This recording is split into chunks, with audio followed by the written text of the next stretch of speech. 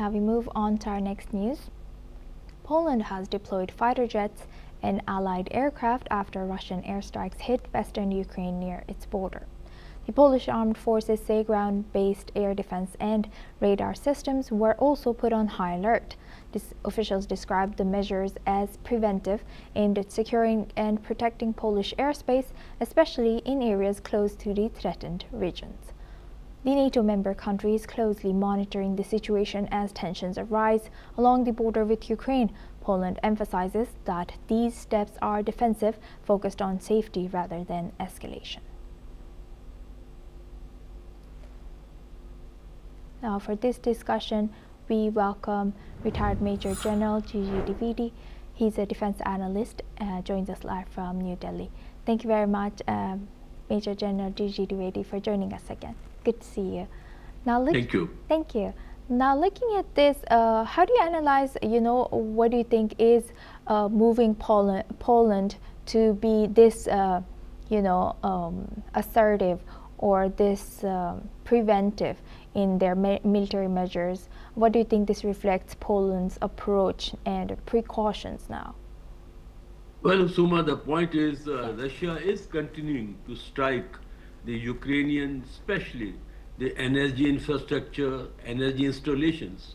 And these strikes recently were very close to the Poland border. They were primarily on the western Ukraine. And earlier too, Russian Air Force has violated the airspace of Poland and also of the Baltic republics. So therefore, Poland Air Force was in the heightened alert and ensure that their airspace is not once again violated. So therefore, their fighter jets were up in the air and also their ground system were also activated, particularly air defense system, the surveillance system. And rightly so, these are preventive measures because in case these measures are not taken, then it will embolden the Russians to violate the airspace once again. Along with that, we need to also understand a couple of other developments that have taken place.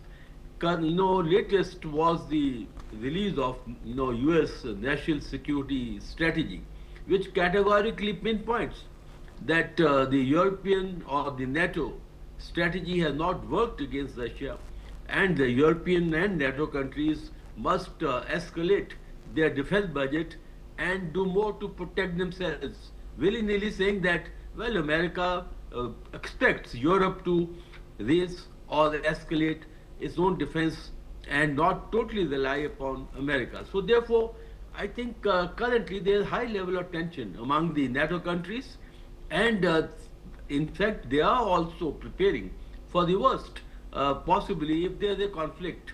And there were reports that almost 800,000 NATO troops will be mobilized in case the Russian threat actually escalates or further manifests. So the point I'm trying to make, Kasuma, is that the European countries, or especially NATO countries, are on high alert. They are preparing even for the worst. And these responses are a very clear message to the Russian Air Force and Russian Defense Forces that they will not accept any infringement or violation of their airspace or territorial integrity. Asuma. Thank you for highlighting that. And Major General, so what do you think, what role does Poland seek? You mentioned all the reasons why Poland is doing this, but how do you think Poland is looking forward in having this role? Does Poland seek to play a role within NATO as tensions continue to rise in Eastern Europe, and how might Poland's actions influence the other regions around Poland and Russia? Well, Asuma, geographically, Poland is a frontier state, and historically, it has suffered during the World War aggression, both sides, and especially by the Russians. So therefore, geographically and historically, Poland is very sensitive to the development that is taking place in Ukraine. And there have been statements by the Polish leaders that if Ukraine, either gives way or cedes territory, then it will be encouragement for the Russians to then next target Poland. So point I'm trying to make is that both historically and geographically, Poland is very vulnerable, very sensitive, and they will take highest precautions to ensure that once again they are not victim of history and they are not also defaulted by geography.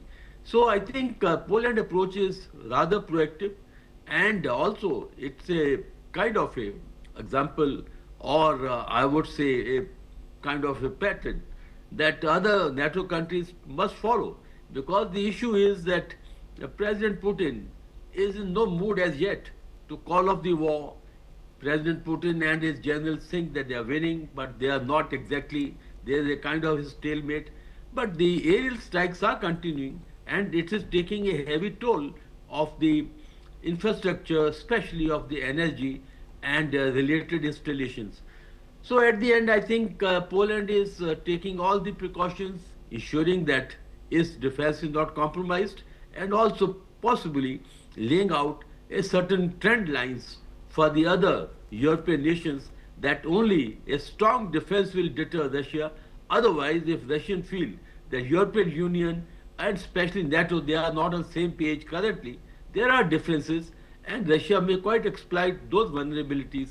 So I think this is why Poland is taking no chances, and also giving very clear message to other NATO allies that only strong defense can ensure their security. Asuma.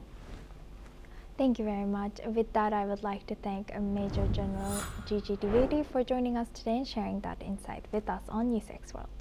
Now we move on to Asia. In the 2025